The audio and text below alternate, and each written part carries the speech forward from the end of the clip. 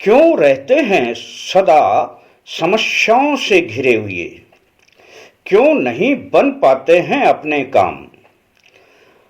क्यों नहीं उतर पाता है अपना ऋण? क्यों नहीं हो पाती हैं बीमारियां ठीक? इन सवालों का अब कोई जवाब तो है नहीं, लेकिन सिर्फ दो ही बातें बताई जाएंगी कि या तो कार्य करने की शैली में कमी या फिर विश्वास में कमी। पर दोस्तों, इनसे अलग भी कुछ बातें हुआ करती हैं जिसमें हमारे संस्कार होते हैं। उन संस्कारों से ही हमारे कार्य बनते भी हैं। और अब वर्तमान में देवी शक्तियां और पितृ शक्तियां, ये दोनों शक्तियां हमारे लिए बहुत बड़ा काम करती हैं। यदि दोस्तों इस पितृपक्ष में अपने पितरों की शांति के लिए यदि हम छोटे छोटे उपाय हुआ करते हैं, कर लेते हैं, तो समझ लेना कि समस्याओं से छुटकारा मिलने लग जाता है। तो फिर देर किस बात की? आज यही प्रयोग मैं आपको बताने जा रहा हूं। बिल्कुल आसान प्रयोग है, कर लेना दोस्तों। इससे पहले कि मैं अपने विषय पर आऊं, जय माता दी। दोस्तों, सूर्य को जब हम जल देते हैं तो उस जल में यदि हम सौंफ डाल लेते हैं, सौंफ हर घर के रसोई घर में मिल जाती है, जिसे हम अक्सर खाना खाने के बाद में थोड़ी चबा लेते हैं।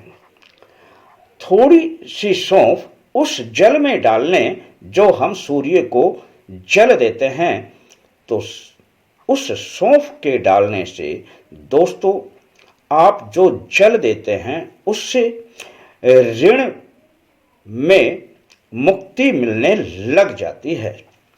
और उसके साथ में यदि हम 4 बूंद शहद की डाल लें, तब आपका कैसा भी रोग हो ठीक होने लग जाता है दोस्तों।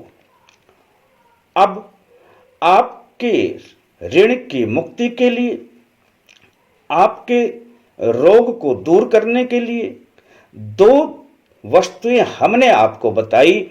और अब जो आप सूर्य को जल देंगे तो उसमें थोड़े काले तिल और डाल लें दोस्तों। यह सूर्य देव को प्रसन्न करने के लिए है। अब दोस्तों यह 3 पदार्थ यदि आप थोड़े थोड़े डालकर सूर्य देव को जल देते हैं तो समझ लेना आपको कर्जे से भी मुक्ति मिलेगी, आपको रोग से भी छुटकारा मिलेगा और आप सूर्य देव को प्रसन्न करके अपने पितृ देवों की भी शांति कर सकते हैं। अब किस प्रकार से करना है आपको? सुबह नहा धो करके और आपने जल में यह चीजें मिला लेनी है।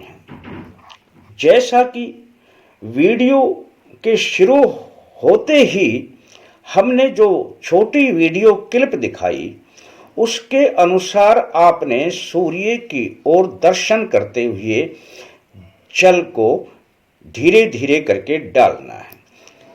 तांबे का लोटा ले लें, उसमें अपना जल डाल लें। 3 बार में आपने जल को पूर्ण करना है। प्रथम बार में थोड़ा जल डालें, फिर 1 कदम पीछे हट जाएं।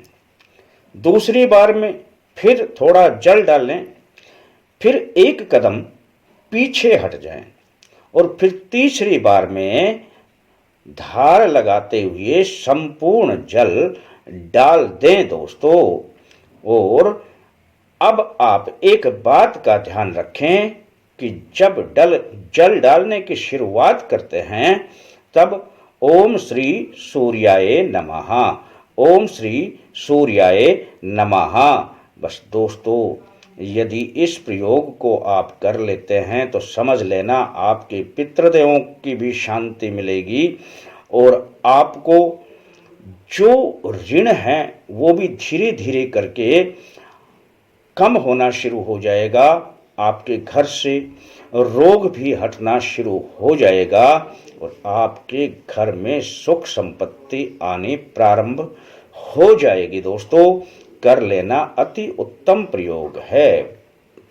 ऐसा करना और अपने जीवन को सुखमय बनाना। अच्छा लगता है अपने यार दोस्तों को बताना।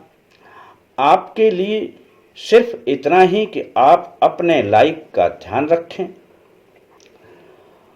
और आपका यह वीडियो देखने का बहुत बहुत धन्यवाद। फिर मिलते हैं दोस्तों अगले अंक के साथ। तब तक के लिए